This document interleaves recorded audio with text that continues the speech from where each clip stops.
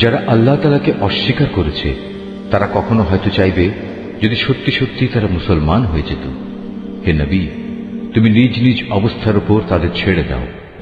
তারা খাওয়া দাওয়া করুক, ভোগ উপভোগ করতে থাকুক, মিথ্যা আশা তাদের মোহাচ্ছন্ন করে রাখুক। অচিরেই তারা জানতে পারবে কোন প্রতারণার জালে তারা আটকে পড়েছিল। যে কোনো জনপদকেই আমি ধ্বংস করি না কেন, তার ধ্বংসের জন্য একটি সুনির্দিষ্ট সময় আগে থেকে লিখিত থাকে। কোন জাতি তার ধ্বংসের কাল যেমন ত্বরান্বিত করতে পারে না, তেমনি তা বিলম্বিতও করতে পারে না। তারা বলে, ওহে, যার উপর কোরআন নাজিল করা হয়েছে, তুমি অবশ্যই একজন উন্মাদ ব্যক্তি। তুমি সত্যবাদী নবী হলে আমাদের সামনে ফেরেশতাদের নিয়ে আসো না কেন? হে নবী, তুমি তাদের বলো, আমি ফেরেশতাদের কখনো কোনো সঠিক কারণ ছাড়া নাজিল করি না। তাছাড়া একবার যদি আযাবের আদেশ নিয়ে ফেরেশতারা এসেই যায়, তবে তো আর তাদের কোনো অবকাশই দেয়া হবে না। আমি উপদেশ সম্বলিত কোরআন নাজিল করেছি এবং আমি একে সংরক্ষণ করি। তোমার আগেও পূর্ববর্তী জাতিসমূহের মাঝে আমি রসুল পাঠিয়েছিলাম। তাদের কাছে এমন একজন রসুলও আসেনি যার সাথে তারা ঠাট্টা বিদ্রুপ করেনি। এভাবেই আমি অপরাধীদের অন্তরে ঠাট্টা বিদ্রুপের এ প্রবণতা সঞ্চার করি। এরা কোনো অবস্থায় তার উপর ঈমান আনবে না। আসলে এই নিয়ম তো আগের মানুষদের থেকেই চলে এসেছে। আমি যদি এদের জন্য আসমানের দরজাও খুলে দেই, অতঃপর তারা যদি তাতে চড়তেও শুরু করে, তারপরও এরা ঈমান আনবে না। বরং বলবে, আমাদের দৃষ্টি মোহাবিষ্ট হয়ে গেছে, কিংবা আমরা হচ্ছি এক জাদুগ্রস্ত সম্প্রদায়। তাকিয়ে দেখো কিভাবে আমি আকাশে গম্বুজ তৈরি করে রেখেছি, অতঃপর তার দর্শকদের জন্য তারকা রাজি দ্বারা সুসজ্জিত করে রেখেছি।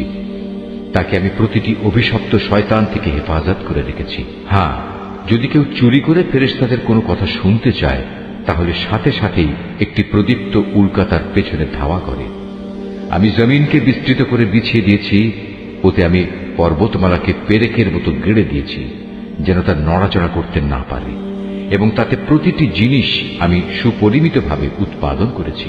ওতে আমি জীবিকার ব্যবস্থা করেছি তোমাদের জন্য এবং অন্য সব সৃষ্টির জন্য, যাদের কারোই রিজিক দাতা তোমরা নও।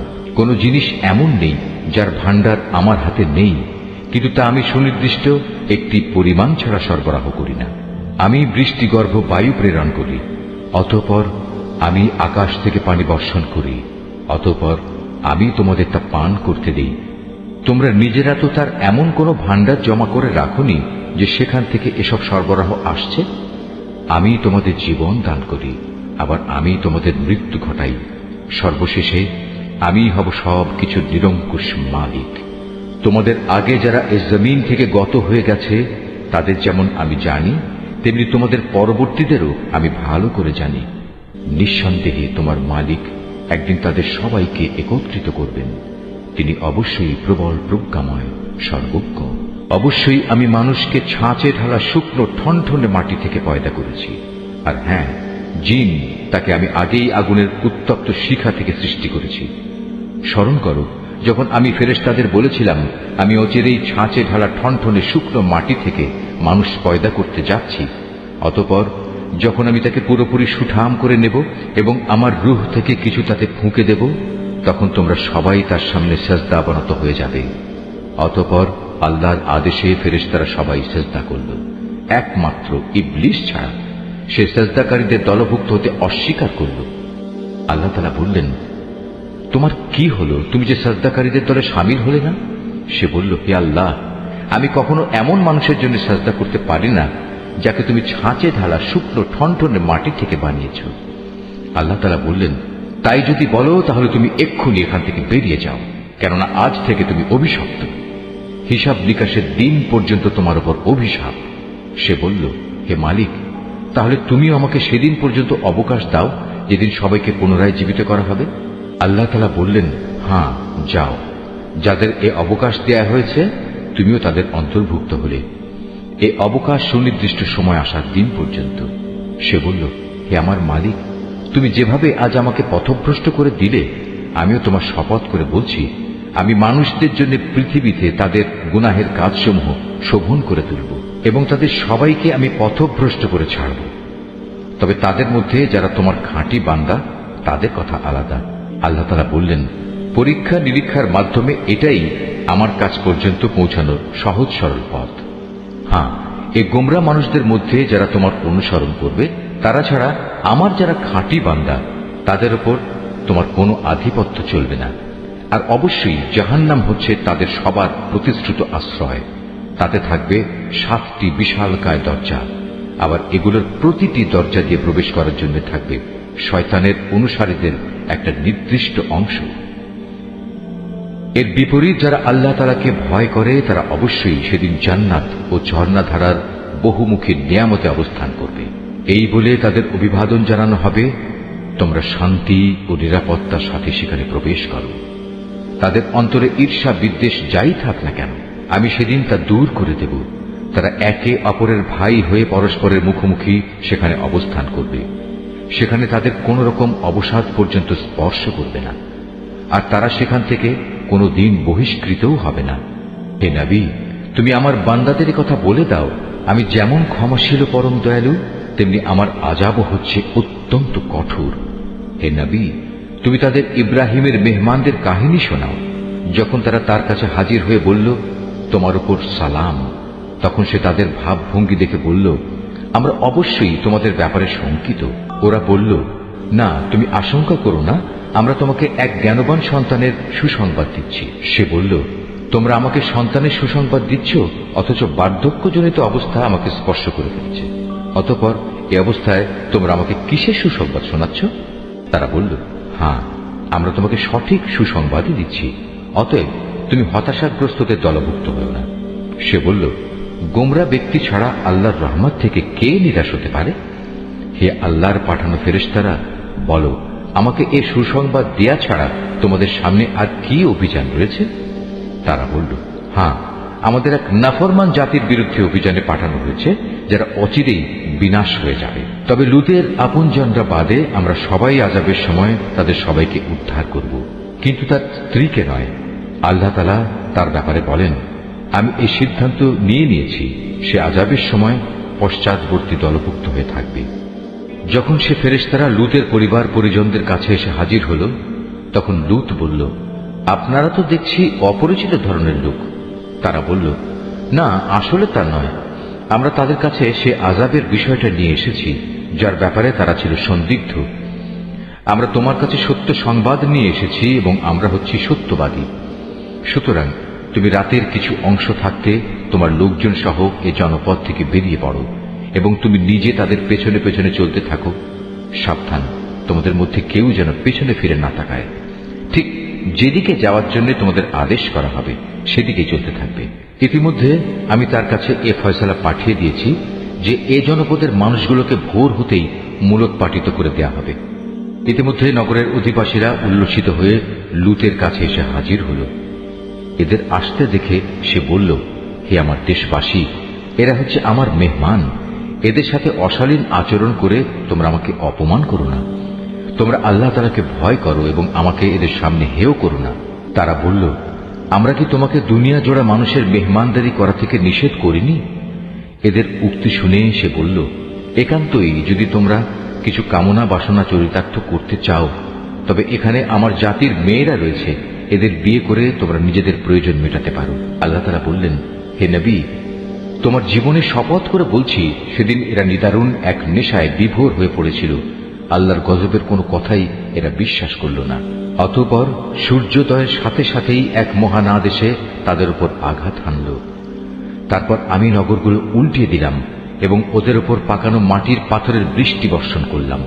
অবশ্যই এ ঘটনার মাঝে পর্যবেক্ষণ সম্পন্ন মানুষদের জন্য শিক্ষার বহু নিদর্শন রয়েছে। ধ্বংসস্তূপের নিদর্শন হিসেবে তা আজও রাস্তার পাশে দাঁড়িয়ে আছে। অবশ্যই এর মাঝে ঈমানদারদের জন্য আল্লাহর নিদর্শন মজুদ রয়েছে। লুতের জাতির মতো আইকার অধিবাসীরাও জালেম ছিল। অতঃপর আমি তাদের কাছ থেকেও তাদের নাফরমানির প্রতিশোধ নিয়েছি। আর আজ এ উভয় জনপদই আযাবের চিহ্ন বহন করে প্রকাশ্যে রাস্তার পাশে দাঁড়িয়ে আছে। একইভাবে হেজরবাসীরাও নবীদের অস্বীকার করেছিল। আমি আমার নিদর্শনসমূহ তাদের কাছে প্রেরণ করেছিলাম, এত সত্ত্বেও তারা তা থেকে মুখ ফিরিয়ে নিয়েছিল। তারা পাহাড় কেটে কেটে নিজেদের জন্য ঘর বানাতো এ আশায় যে তারা সেখানে নিশ্চিন্তে জীবন কাটাতে পারবে। অতঃপর নাফরমানির জন্য একদিন প্রত্যুষে তাদের উপর মহান আদেশে আঘাত হানল। সুতরাং তারা জীবনভর যা কিছু কামাই করেছে আল্লাহর গজবের সামনে তা কোনোই কাজে আসেনি। জেনে রেখো, আকাশমালা, জমিন এবং এই দুইয়ের মাঝখানে যা কিছু আছে তার কোনোটাই আমি অযথা পয়দা করিনি। অবশ্যই সব কিছু শেষে একদিন কিয়ামত আসবে এবং এ সৃষ্টিলীলা ধ্বংস হয়ে যাবে। অতএব হে নবী, তুমি পরম ঔদাসীন্যের সাথে ওদের উপেক্ষা করো। নিশ্চয়ই তোমার মালিক হচ্ছেন এক মহাস্রষ্টা, মহাজ্ঞানী। অবশ্যই আমি তোমাকে 7 আয়াত বিশিষ্ট একটি সূরা দিয়েছি, যা নামাজের ভেতর ও বাইরে বারবার পঠিত হয়। আরো দিয়েছি জীবনের বিধান হিসেবে মহান গ্রন্থ কোরআন। আমি এই কাফেরদের মাঝে কিছু লোককে ভোগ বিলাসের যে উপকরণ দিয়েছি তার প্রতি তুমি কখনো তোমার দু চোখ তুলে তাকাবে না। তাদের উপর তুমি কোনো ক্ষোভ করবে না। ওদের কথা বাদ দিয়ে বরং তুমি ঈমানদারদের দিকে ঝুঁকে থেকো। সবাইকে বলে দাও, আমি হচ্ছি জাহান্নামের সুস্পষ্ট সতর্ককারী মাত্র। যারা বিভিন্ন দলে বিভক্ত তাদের ওপরও আমি এভাবেই কিতাব নাজিল করেছিলাম। এরা হচ্ছে সেসব লোক যারা কোরআনকে টুকরো টুকরো করেছে। সুতরাং হে নবী, তোমার মালিকের শপথ, ওদের সবার কাছে আমি অবশ্যই প্রশ্ন করব সেসব বিষয়ে যা কিছু আচরণ তারা কোরআনের সাথে করত। অতএব তোমাকে যে আদেশ দেয়া হয়েছে তুমি খোলাখুলি জনসমক্ষে তা বলে দাও, এবং এর পরেও যারা আল্লাহ তাআলার সাথে শরীক করে তাদের তুমি উপেক্ষা করো। এই বিদ্রুপকারী ব্যক্তিদের মোকাবেলায় আমি তোমার জন্য যথেষ্ট। যারা আল্লাহর সাথে অন্যকে মাবুদ বানিয়ে নিয়েছে তারা অচিরেই জানতে পারবে তারা কত গুমরাহিতে নিমজ্জিত ছিল। হে নবী, আমি একথা ভালো করেই জানি, ওরা যা কিছু বলে তাতে তোমার অন্তর সংকুচিত হয়। অতএব তুমি তোমার মালিকের প্রশংসা দ্বারা তার পবিত্রতা ঘোষণা করো এবং তুমিও সাজদাকারীদের দলে শামিল হয়ে যাও। হে নবী, যতক্ষণ পর্যন্ত তোমার কাছে নিশ্চিত মৃত্যুজনিত ঘটনা না আসবে ততক্ষণ পর্যন্ত তুমি তোমার মালিকের ইবাদত করতে থাকো। সূরা আন-নাহল। রহমান রহিম আল্লাহ তাআলার নামে। এ বুঝি আল্লাহ তাআলার আযাবের আদেশ এসে গেল। অতএব হে কাফেররা, এর জন্য তোমরা মোটেই তাড়াহুড়ো করো না। তিনি মহিমান্বিত। এ জালেম লোকেরা তার সাথে অন্যদের যেভাবে শরীক করে তিনি তার অনেক ঊর্ধ্বে। তিনি ওহী দিয়ে তার আদেশ বলে তার যে বান্দার উপর চান ফেরেশতাদের পাঠান। মানুষদের সতর্ক করে দাও, আমি ছাড়া দ্বিতীয় কোনো মাবুদ নেই, অতএব তোমরা আমাকেই ভয় করো। তিনি আসমান সমূহ ও জমিনকে যথাবিধি তৈরি করেছেন। তারা যাদের তার সাথে শরীক করে তিনি তার চাইতে অনেক ঊর্ধ্বে। তিনি ক্ষুদ্র একটি শুক্র কণা থেকে যে মানুষ তৈরি করেছেন, আশ্চর্যের ব্যাপার, সে এখানে এসে স্বয়ং তার স্রষ্টার সাথেই প্রকাশ্য বিতর্ককারী বনে গেল। তিনি চতুষ্পদ জানোয়ার পয়দা করেছেন। তোমাদের জন্য ওতে শীত বস্ত্রের উপকরণ সহ আরো অনেক ধরনের উপকার রয়েছে। সর্বোপরি তাদের কিছু অংশ তোমরা তো আহারও করে থাকো। তোমরা যখন গোধূলি লগ্নে ওদের ঘরে ফিরিয়ে আনো, আবার প্রভাতে যখন ওদের চারণভূমিতে নিয়ে যাও, তখন এর মাঝে তোমাদের জন্য নয়নাভিরাম সৌন্দর্য উপকরণ থাকে। তোমাদের পণ্য সামগ্রীর বোঝাও তারা এমন দূর দূরান্তের শহরে বন্দরে নিয়ে যায় যেখানে প্রাণান্তকর কষ্ট ব্যথি রেখে তোমরা কোনো দিনই সেসব পণ্য নিয়ে পৌঁছতে পারতে না। অবশ্যই তোমাদের মালিক তোমাদের উপর স্নেহপরায়ণ ও পরম দয়ালু। তিনি ঘোড়া, খচ্চর ও গাধা সৃষ্টি করেছেন যাতে তোমরা আরোহণ করো। এছাড়া তাতে শোভা বর্ধনের ব্যবস্থা রয়েছে। তিনি আরো এমন অনেক ধরনের জন্তু জানোয়ার পয়দা করেছেন যার পরিমাণ ও উপযোগিতা সম্পর্কে তোমরা এখনো পর্যন্ত কিছুই জানো না। আল্লাহ তাআলার উপরে নির্ভর করে মানুষদের সরল পথ নির্দেশ করো, বিশেষ করে যেখানে অন্য পথের মধ্যে কিছু বাঁকা পথও রয়েছে। তিনি যদি চাইতেন তাহলে তিনি সবাইকেই সরল পথে পরিচালিত করতে পারতেন। তিনি আসমান থেকে তোমাদের জন্য পানি বর্ষণ করেন। তার কিছু অংশ হচ্ছে পান করার, আর কিছু অংশ এমন সেখানে তা দ্বারা গাছপালা জন্মায় যাতে তোমরা জন্তু জানোয়ারদের প্রতিপালন করো। সে পানি দ্বারা তিনি তোমাদের জন্য শস্য উৎপাদন করেন। জাইতুন, খেজুর ও আঙুর সহ সব ধরনের ফল জন্মান। অবশ্যই এর মাঝে চিন্তাশীল সম্প্রদায়ের জন্য অনেক নিদর্শন রয়েছে। তিনি তোমাদের সুবিধার জন্য রাত, দিন ও চাঁদ সুরুজকে নিয়ন্ত্রিত করে দিয়েছেন। নক্ষত্র রাজিও তার আদেশে নিয়ন্ত্রণাধীন রয়েছে। অবশ্যই এর মাঝে তাদের জন্য প্রচুর নিদর্শন রয়েছে যারা বোধ শক্তি সম্পন্ন। রং বেরঙের আরো অনেক বস্তুও তিনি তোমাদের নিয়ন্ত্রণাধীন করেছেন, যা পৃথিবীর বুকে তিনি তোমাদের জন্য সৃষ্টি করে রেখেছেন।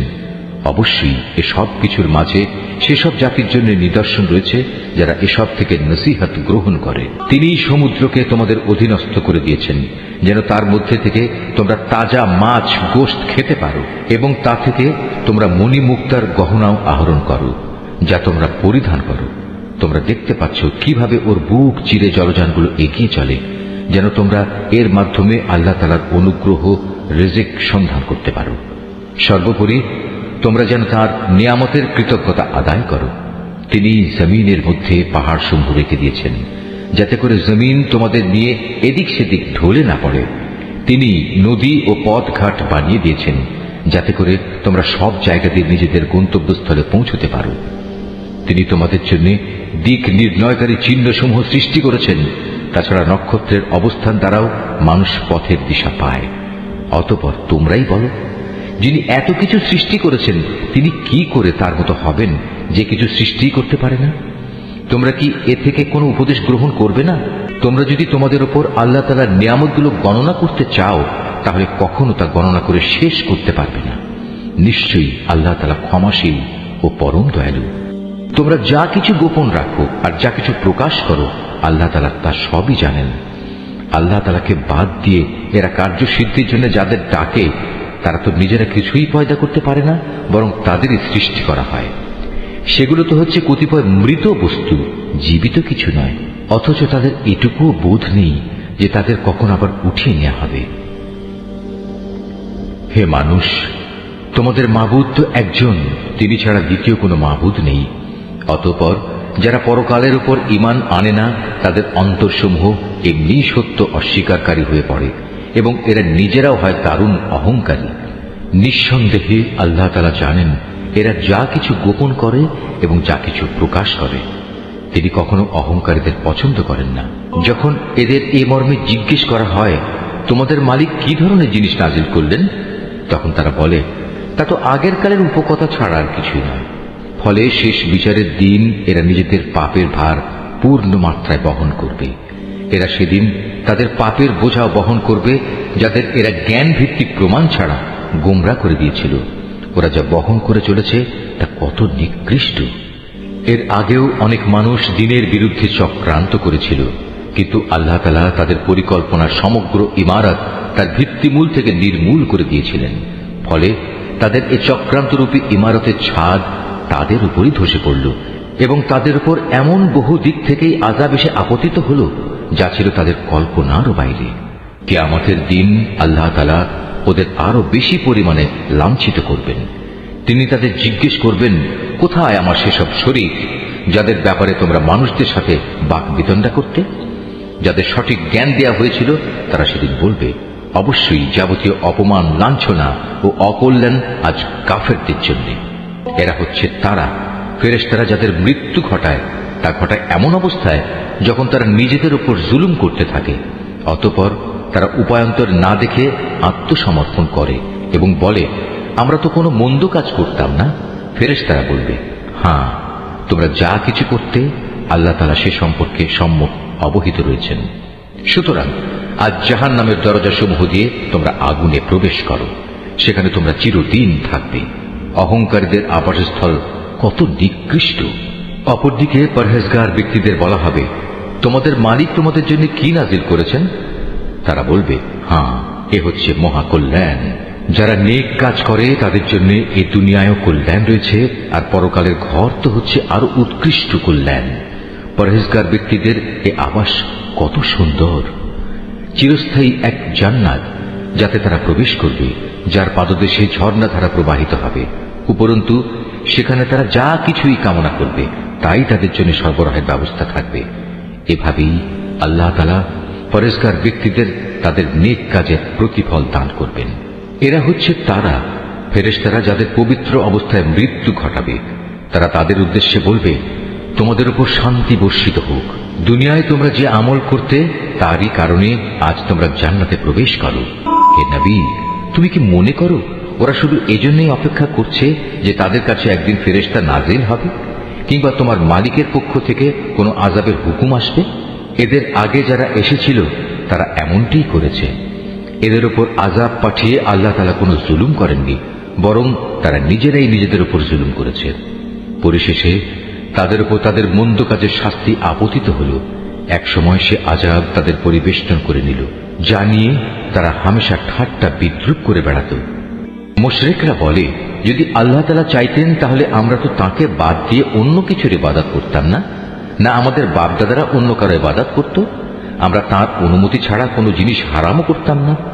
একই ধরনের কাজ তাদের পূর্ববর্তী লোকেরাও করেছে। আসলে রসুলদের উপর সুস্পষ্ট বাণী পৌঁছে দেওয়া ছাড়া আর কোনো অতিরিক্ত দায়িত্ব কি আছে? আমি অবশ্যই প্রত্যেক জাতির কাছে রসুল পাঠিয়েছি, যাতে করে তাদের কাছে সে বলতে পারে, তোমরা এক আল্লাহ তাআলার ইবাদত করো এবং নাফরমান শক্তিসমূহকে বর্জন করো। সে জাতির মধ্যে অতঃপর আল্লাহ তাআলা কিছু লোককে হেদায়েত দান করেন, আর কতক লোকের উপর গোমরাহি চেপে বসে গেছে। অতএব তোমরা আল্লাহর জমিনে পরিভ্রমণ করো এবং দেখো যারা রসুলদের মিথ্যা প্রতিপন্ন করেছে তাদের কি ভয়াবহ পরিণাম হয়েছিল।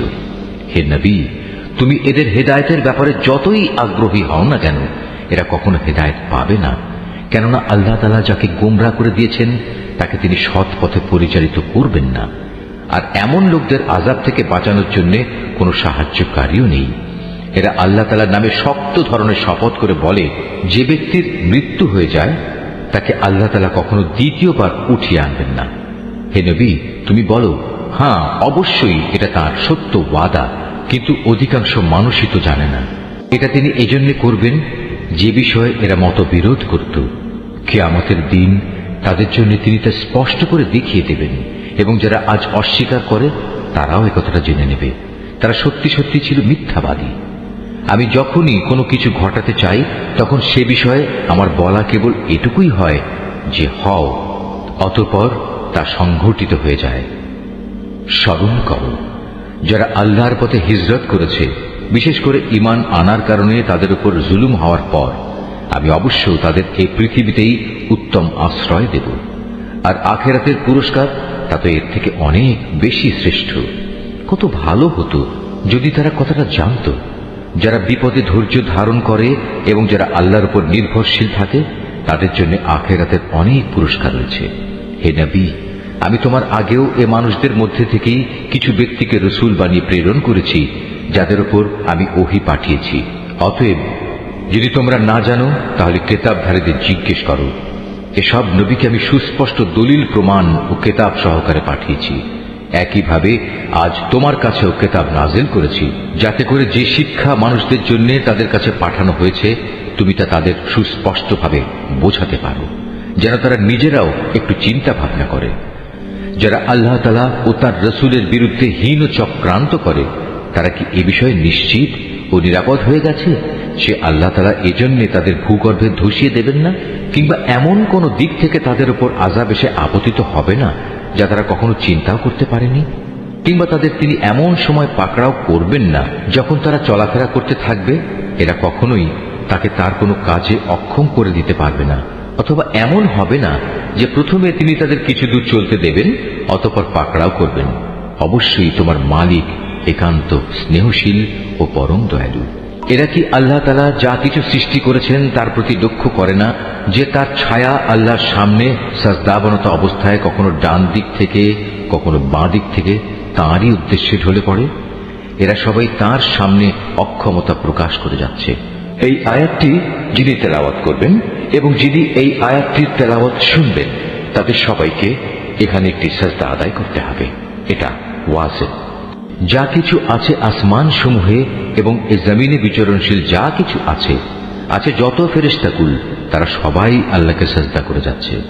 এদের কেউই নিজেদের বড়াই জাহির করে না, উপরন্তু তারা ভয় করে তাদের মালিককে, যিনি তাদের উপর পরাক্রমশালী।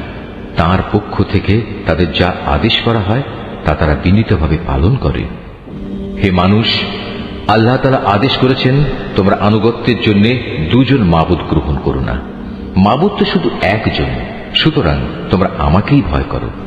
আকাশ মণ্ডলী ও জমিনের যেখানে যা কিছু আছে তা সবই তাঁর জন্য। জীবন বিধান তাঁর অনুগত করে দেয়াই কর্তব্য। এরপরেও কি তোমরা আল্লাহ তাআলা ছাড়া অন্য কাউকে ভয় করবে? নিয়ামতের যা কিছু তোমাদের কাছে আছে তা তো আল্লাহ তাআলার কাছ থেকেই এসেছে, এবং তোমাদের যদি কোনো দুঃখ দৈন্য স্পর্শ করে তখন তা দূর করার জন্য তাকেই তোমরা বিনীতভাবে ডাকতে শুরু করো। অতঃপর আল্লাহ তাআলা যখন তা দূরীভূত করে দেন তখন তোমাদেরই একদল লোক তাদের মালিকের সাথে অন্যদের শরীক বানিয়ে নেয়, যাতে করে আমি তাদের যা নিয়ামত দান করেছি তারা তা অস্বীকার করতে পারে। সুতরাং কিছুদিনের জন্য এই জীবনটা তোমরা ভোগ করে নাও, অচিরেই তোমরা এই অকৃতজ্ঞতার পরিণাম জানতে পারবে। আমি ওদের যা কিছু রিজিক দান করেছি তার একাংশকে ওরা এমন সবার জন্য নির্ধারণ করে নেয় যারা মূলত জানেও না রিজিকের উৎসমূল কোথায়। আল্লাহ তাআলার শপথ, তোমরা তার সম্পর্কে যে মিথ্যা অপবাদ দিতে সে সম্পর্কে অবশ্যই তোমাদের প্রশ্ন করা হবে। এ মুশরিক ব্যক্তিরা কন্যা সন্তানদের আল্লাহর জন্য নির্ধারণ করে, অথচ আল্লাহ তাআলা এ সব কিছু থেকে অনেক পবিত্র, মহিমান্বিত। ওরা নিজেদের জন্য তাই কামনা করে যা তারা পছন্দ করে, অথচ যখন এদের কাউকে কন্যা জন্ম হওয়ার সুখবর দেয়া হয় তখন দুঃখে ব্যথায় তার মুখ কালো হয়ে যায় এবং সে অসহনীয় মনস্তাপে ক্লিষ্ট হয়। যে বিষয়ে তাকে সুসংবাদ দেওয়া হয়েছিল তার মনের কষ্টের কারণে সে তার জাতির লোকদের কাছ থেকে আত্মগোপন করে থাকতে চায়। ভাবতে থাকে, সে কি এ সদ্য প্রসূত কন্যা সন্তানকে অপমানের সাথে রাখবে না তাকে মাটিতে পুঁতে ফেলবে। ভালোভাবে শুনে রাখো, আসলে কন্যা সন্তান সম্পর্কে ওরা যা সিদ্ধান্ত করে তা অতি নিকৃষ্ট। বস্তুত যারা আখিরাত দিবসের উপর ঈমান আনে না তাদের জন্য এ ধরনের নিকৃষ্ট পরিণামই রয়েছে। আর আল্লাহ তাআলার জন্যই সর্বশ্রেষ্ঠ পরিণাম, তিনি মহাপরাক্রমশালী ও প্রবল প্রজ্ঞাময়। আল্লাহ তাআলা মানুষদের তাদের নাফরমানির জন্য যদি সাথে সাথেই পাকড়াও করতেন তাহলে এই জমিনের বুকে কোনো একটি বিচরণশীল জীবকে তিনি ছেড়ে দিতেন না, কিন্তু আল্লাহ তাআলা তাদের এক বিশেষ সময়সীমা পর্যন্ত অবকাশ দেন। অতঃপর যখন অবকাশের সে সময় তাদের সামনে এসে হাজির হয় তখন তারা যেমন মুহূর্তকালও বিলম্ব করতে পারে না, তেমন তাকে তারা একটুখানি এগিয়েও আনতে পারে না। এরা আল্লাহ তাআলার জন্য সে বিষয়টি প্রস্তাব করে যা স্বয়ং তারা নিজেদের জন্য পছন্দ করে না। তাদের জিহ্বা তাদের জন্য মিথ্যা কথা বলে যে পরকালে তাদের জন্য সব কল্যাণ রয়েছে, অথচ তাদের জন্য সেখানে থাকবে জাহান্নামের আগুন এবং তারাই সেখানে সবার আগে নিক্ষিপ্ত হবে। হে নবী, আল্লাহর শপথ, তোমার আগেও আমি জাতিসমূহের কাছে নবী পাঠিয়েছিলাম, অতঃপর শয়তান তাদের খারাপ কাজসমূহ তাদের জন্য শোভনীয় করে দিয়েছিল। সে শয়তান আজও তাদের বন্ধু হিসেবে হাজির আছে। তাদের সবার জন্যই রয়েছে কঠোর আযাব। হে নবী, আমি তোমার উপর এই কিতাব এজন্যই নাযিল করেছি যেন তুমি তাদের সামনে সেই বিষয়সমূহ সুস্পষ্ট করে পেশ করতে পারো যা নিয়ে তারা মতবিরোধ করত। বস্তুত এই কিতাব হচ্ছে ঈমানদার লোকদের জন্য হিদায়াত ও আল্লাহ তাআলার অনুগ্রহ স্বরূপ। আল্লাহ তাআলা আসমান থেকে পানি বর্ষণ করেন, অতঃপর একবার মুর্দা হয়ে যাওয়ার পর সে পানি দিয়ে তিনি জমিনকে জীবিত করে তোলেন। অবশ্যই এতে আল্লাহর কুদরতের বহু নিদর্শন রয়েছে সে জাতির জন্য যারা আল্লাহর কথা কান দিয়ে শোনে। অবশ্যই তোমাদের জন্য গৃহপালিত জন্তু জানোয়ারের মাঝে প্রচুর শিক্ষার বিষয় রয়েছে। তাদের উদরস্থিত দুর্গন্ধময় গোবর ও নাপাক রক্তের মধ্যে থেকে নিঃসৃত পানীয় খাঁটি দুধ আমি তোমাদের পান করাই। পানকারীদের জন্য এটি বিশুদ্ধ ও সুস্বাদু। খেজুর এবং আঙুর ফলের মধ্যেও শিক্ষণীয় বিষয় রয়েছে। তা থেকে তোমরা নেশাকর হারাম জিনিস যেমন বের করে আনছো, তেমনি তা থেকে হালাল এবং উত্তম রিজিকও তোমরা লাভ করছো। নিঃসন্দেহে এতে আল্লাহর কুদরতের অনেক নিদর্শন আছে তাদের জন্য যারা জ্ঞান সম্পন্ন সম্প্রদায়ের লোক। তোমার মালিক মৌমাছিকে এ নির্দেশ দিয়েছেন, পাহাড়ের গায়ে গাছের ডালে এবং অন্য কিছুর উপর যা তোমরা বানাও তার উপর নিজেদের থাকার জায়গা নির্মাণ করো, অতঃপর প্রত্যেক ফল থেকে রস আহরণ করে তা খেতে থাকো। অতঃপর তোমার মালিকের নির্ধারিত পথ ধরে পূর্ণ আনুগত্যের সাথে সেদিকে এগিয়ে চলো। এভাবে তার পেট থেকে রং বেরঙের পানীয় দ্রব্য বের হয় যার মধ্যে মানুষদের নিরাময়ের ব্যবস্থা রয়েছে। অবশ্য এতেও নিদর্শন রয়েছে সে সম্প্রদায়ের জন্য যারা আল্লাহর এ সৃষ্টি বৈচিত্র্য নিয়ে চিন্তা করে। আল্লাহ তাআলাই তোমাদের সৃষ্টি করেছেন, অতঃপর তিনি তোমাদের মৃত্যু দেবেন। তোমাদের কোনো ব্যক্তি এমনও হবে যে সে বৃদ্ধ বয়সের দুর্বলতম স্তর পর্যন্ত পৌঁছে যাবে। এতে করে কৈশোরে এবং যৌবনে কোনো বিষয় জানার পর সে পুনরায় অজ্ঞ হয়ে যাবে। আল্লাহ তাআলা অবশ্যই সর্বজ্ঞ, তিনি সর্বশক্তিমান। আল্লাহ তাআলা তোমাদের কাউকে কারো উপর রিজিকের ব্যাপারে প্রাধান্য দিয়ে রেখেছেন। অতঃপর যাদের এ ব্যাপারে শ্রেষ্ঠত্ব দেয়া হয়েছে তারা আবার তাদের অধীনস্থ দাস দাসীদের নিজেদের সামগ্রী থেকে কিছুই দিতে চায় না। তাদের আশঙ্কা হচ্ছে এমনটি করলে এই ব্যাপারে তারা উভয়ই সমান পর্যায়ের হয়ে যাবে। তবে কি এরা আল্লাহর এই নিয়ামত অস্বীকার করে? আল্লাহ তাআলাই তোমাদের মধ্যে থেকে তোমাদের জোড় পয়দা করেছেন এবং তোমাদের এই যুগল দম্পতি থেকে তিনি তোমাদের পুত্র পৌত্রাদি সৃষ্টি করেছেন এবং তিনি তোমাদের উত্তম রিজিক দান করেছেন। তারপরেও কি এরা বাতিলের উপর বিশ্বাস স্থাপন করবে আর আল্লাহর নিয়ামতকে অবিশ্বাস করবে? এবং এরা কি আল্লাহ তাআলাকে বাদ দিয়ে তাদের বানানো মাবুদের গোলামি করবে, যাদের আকাশমণ্ডলী ও জমিনের কোথাও থেকে কোনো প্রকার রিজিক সরবরাহ করার কোনো ক্ষমতা নেই? সুতরাং হে মানুষ, তোমরা আল্লাহ তাআলার কোনো সদৃশ্য দাঁড় করিও না। অবশ্যই আল্লাহ তাআলা সব কিছু জানেন, তোমরা কিছুই জানো না। আল্লাহ তাআলা এখানে অপরের অধিকারভুক্ত একটি দাসের উদাহরণ দিচ্ছেন যে নিজে থেকে কোনো কিছু করার ক্ষমতা রাখে না। উদাহরণ দিচ্ছেন এমন ব্যক্তির সাথে যাকে আমি আমার পক্ষ থেকে উত্তম রিজিক দান করেছি এবং সে তা থেকে গোপনে ও প্রকাশ্যে ব্যয় করে চলেছে। তোমরা কি মনে করো এরা উভয় সমান? না, কখনো নয়। সমস্ত প্রশংসা আল্লাহ তাআলার জন্য, কিন্তু এদের অধিকাংশ মানুষই কিছু জানে না। আল্লাহ তাআলা আরো দুজন মানুষের উদাহরণ দিচ্ছেন। তাদের একজন হচ্ছে মূক, সে কোনো কিছুই নিজে থেকে করতে বা বলতে পারে না। সে সবসময় নিজের মনিবের ওপর বোঝা হয়ে থাকে। যেখানেই তাকে সে পাঠায় না কেন সে কোনো ভালো কিছু নিয়ে আসতে পারে না।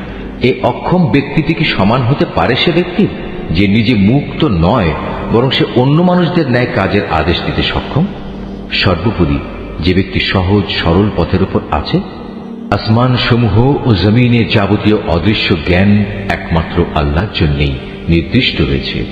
কিয়ামত অনুষ্ঠানের ব্যাপার তো তার কাছে চোখের পলকের ন্যায়, বরং তার চাইতেও নিকটবর্তী।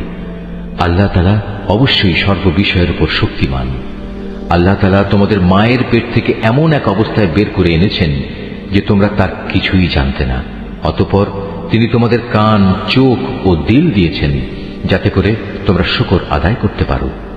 এরা কি পাখিটির দিকে তাকিয়ে দেখে না যে আকাশের শূন্য গর্ভে সহজে বিচরণ করছে? আল্লাহ তাআলা ছাড়া এমন কে আছে যিনি এদের শূন্যের মাঝে স্থির করে ধরে রাখেন? অবশ্যই এর নিপুণ ব্যবস্থাপনার মাঝে ইমানদার সম্প্রদায়ের জন্য অনেক নিদর্শন রয়েছে। আল্লাহ তাআলাই তোমাদের জন্য তোমাদের ঘরগুলোকে শান্তির নীড় বানিয়েছেন। তিনি তোমাদের জন্য পশুর চামড়া দিয়ে তাঁবুর হালকা ঘর বানাবার ব্যবস্থা করেছেন যাতে তোমরা ভ্রমণের দিনে তা সহজভাবে বহন করে নিতে পারো, আবার কোথাও অবস্থান নেওয়ার সময়ও তা ব্যবহার করতে পারো।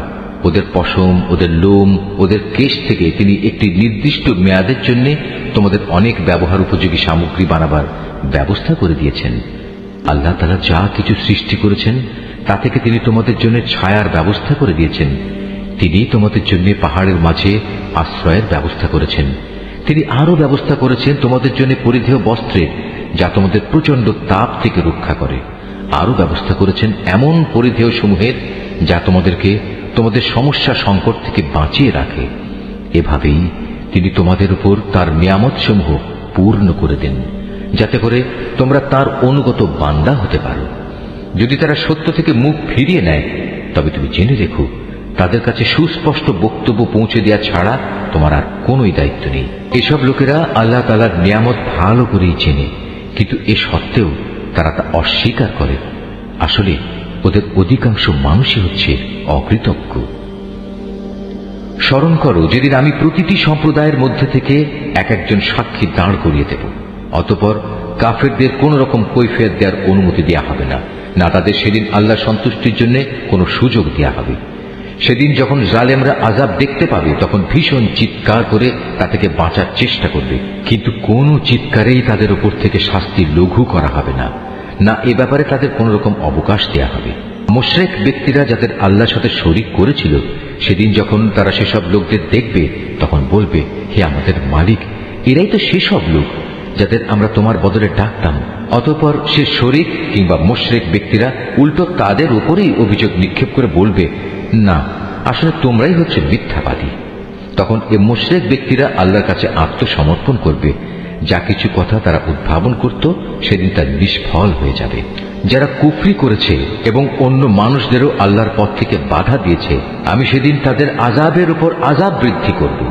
এটা হচ্ছে তাদের সেই অশান্তি ও ফাসাদের শাস্তি যা তারা দুনিয়ায় করে এসেছে। সেদিনের কথা স্মরণ করো যেদিন আমি প্রত্যেক সম্প্রদায়ের মধ্যে স্বয়ং তাদেরই মধ্যে থেকে তাদের উপর একজন সাক্ষী উত্থিত করব এবং এ লোকদের উপর আমি তোমাকেও সাক্ষী রূপে নিয়ে আসব। আমি তোমার উপর কেতাব নাজিল করেছি। মুসলমানদের জন্য এই কেতাব হচ্ছে দ্বীন সম্পর্কিত সব কিছুর ব্যাখ্যা, আল্লাহর হিদায়াত ও মুসলমানদের জন্য জান্নাতের সুসংবাদ স্বরূপ। অবশ্যই আল্লাহ তাআলা ন্যায় পরায়ণতা, সদাচরণ ও আত্মীয় স্বজনকে দান করার নির্দেশ দেন এবং তিনি অশ্লীলতা, অসৎ কাজকর্ম ও সীমা লঙ্ঘনজনিত সব কাজ থেকে নিষেধ করেন। তিনি তোমাদের এগুলো মেনে চলার উপদেশ দেন যাতে করে তোমরা এ থেকে শিক্ষা গ্রহণ করতে পারো।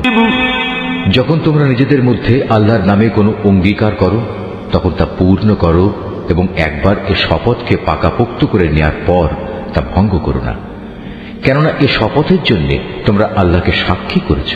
অবশ্যই আল্লাহ তাআলা জানেন তোমরা কখন কোথায় কি করো। তোমরা কখনো সেই নারীর মতো হয়েও না যে অনেক পরিশ্রম করে নিজের জন্য কিছু সুতা কাটল কিন্তু পরে তা নিজেই টুকরো টুকরো করে ছিঁড়ে ফেলল। তোমরা তো তোমাদের পারস্পরিক ব্যাপারে নিজেদের শপথগুলো ধোঁকা ও প্রবঞ্চনার উদ্দেশ্যে ব্যবহার করো যাতে করে তোমাদের একদল আরেক দল থেকে অগ্রগামী হয়ে যেতে পারে। আসলে আল্লাহ তাআলা এই বিষয়টি দিয়ে তোমাদের পরীক্ষা নেন মাত্র। তাছাড়া তোমরা যেসব বিষয়ে মতবিরোধ করছো, কিয়ামতের দিন অবশ্যই তিনি তা সবার সামনে প্রকাশ করে দেবেন। আল্লাহ তাআলা যদি চাইতেন তাহলে তোমাদের সবাইকে এক জাতি বানিয়ে দিতে পারতেন। তিনি যাকে ইচ্ছা তাকে বিভ্রান্ত করেন, আবার যাকে ইচ্ছা তাকে সৎ পথে পরিচালিত করেন। তোমরা কি করতে সে সম্পর্কে তোমাদের অবশ্যই প্রশ্ন করা হবে। তোমরা তোমাদের শপথগুলো পরস্পরকে প্রবঞ্চনা করার উদ্দেশ্যে ব্যবহার করো না। এমন করলে মানুষের পা একবার স্থির হওয়ার পর পুনরায় পিছলে পড়ে যাবে এবং আল্লাহর পথ থেকে মানুষদের বাধা দেওয়ার কারণে এ দুনিয়ায়ও তোমাদের শাস্তির স্বাদ গ্রহণ করতে হবে এবং আখিরাতেও তোমাদের জন্য থাকবে কঠোর আযাব।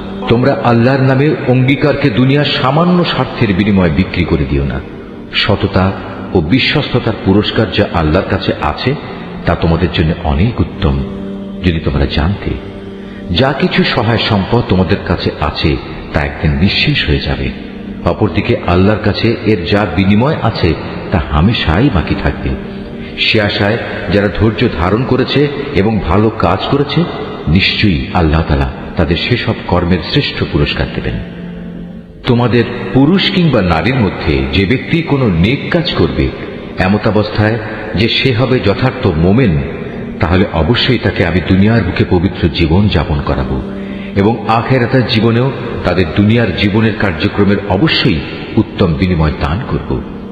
অতঃপর তোমরা যখন কোরআন পড়তে শুরু করবে তখন বিতাড়িত শয়তানের ওয়াসওয়াসা থেকে আল্লাহর কাছে আশ্রয় চাও। যারা আল্লাহর উপর ঈমান আনে এবং যাবতীয় কার্যকলাপে তাদের মালিকের উপর ভরসা করে, তাদের উপর শয়তানের কোনোই আধিপত্য নেই। তার সব আধিপত্য তো তাদের উপরই চলে যারা তাকে বন্ধু ও অভিভাবক হিসেবে গ্রহণ করেছে, উপরন্তু যারা তার সাথে শরীক করেছে। হে নবী, আমি যখন এক আয়াত পরিবর্তন করে তার জায়গায় আরেক আয়াত নাজিল করি, অথচ আল্লাহ তাআলা যা কিছু নাজিল করেন তা তিনি ভালো করেই জানেন, তখন তারা বলে তুমি তো এগুলো এমনি নিজ থেকে বানিয়ে দিচ্ছ। আসলে তাদের অধিকাংশ মানুষই আল্লাহর সূক্ষ্ম রহস্য জানে না। তুমি তাদের বলো, হ্যাঁ, এ কোরআনকে জিবরাইল ফেরেশতা তোমার মালিকের কাছ থেকে ঠিকভাবেই নাজিল করেছে, যাতে করে যারা আল্লাহর উপর ঈমান এনেছে তাদের তিনি সুদৃঢ় ভিত্তির উপর প্রতিষ্ঠিত করতে পারেন। সর্বোপরি এটা যেন হয় অনুগত বান্দাদের পথ নির্দেশ ও জান্নাতের সুসংবাদবাহী। নবী, আমি ভালো করেই জানি এরা তোমার ব্যাপারে কি বলে। এরা বলে এ কোরআন তো একজন মানুষ এসে এ ব্যক্তিকে পড়িয়ে দিয়ে যায়, অথচ যে ব্যক্তিটির দিকে এরা ইঙ্গিত করে তার ভাষা আরবি নয়, আর এ কোরআন হচ্ছে সুস্পষ্ট আরবি ভাষা। আসল কথা হচ্ছে যারা আল্লাহর আয়াত সমূহে বিশ্বাস করে না, আল্লাহ তাআলাও তাদের সঠিক পথে পরিচালিত করেন না, আর তাদের জন্যই মর্মান্তিক আযাব রয়েছে। নিজের পক্ষ থেকে কথা বানানো কখনো নবীর কাজ হতে পারে না, বরং এটা হচ্ছে তাদের কাজ যারা আল্লাহর আয়াতের উপর ঈমান আনে না। আসলে এরাই হচ্ছে মিথ্যাবাদী। যে ব্যক্তি একবার ঈমান আনার পর কুফরি করে, যদি তাকে কুফরি বাক্য উচ্চারণ করতে বাধ্য করা হয় অথচ তার অন্তর ঈমানের উপরই সন্তুষ্ট থাকে, তাহলে আল্লাহ তাআলা তা হয়তো মাফ করে দেবেন। কিন্তু যে তার অন্তরকে কুফরির জন্য সদা উন্মুক্ত করে রাখে, তাদের উপর আল্লাহর গজব, তাদের জন্যই রয়েছে মর্মন্তুদ শাস্তি। এটা এজন্যে যে তারা দুনিয়ার জীবনকে পরকালীন জীবনের উপর প্রাধান্য দিয়েছে। আল্লাহ তাআলা কখনো কাফের সম্প্রদায়কে হেদায়েত দান করেন না। এরাই হচ্ছে সেসব লোক যাদের অন্তরে, যাদের কানে ও যাদের চোখের উপর আল্লাহ তাআলা সিল এঁটে দিয়েছেন। আসলে এরা সবাই ভয়াবহ আযাব সম্পর্কে গাফেল। নিশ্চয়ই ওরা পরলোকে ভীষণ ক্ষতিগ্রস্ত হবে।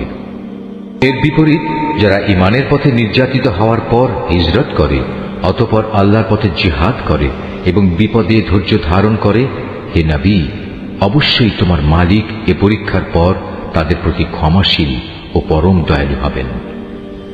স্মরণ করো যেদিন প্রত্যেক ব্যক্তি আত্মপক্ষ সমর্থনে যুক্তি প্রদর্শন করতে এগিয়ে আসবে। প্রত্যেক ব্যক্তিকেই কানাকড়ি হিসাব করে তার কৃতকর্মের প্রতিফল আদায় করে দেয়া হবে এবং তাদের কারো উপর কোন রকম অবিচার করা হবে না।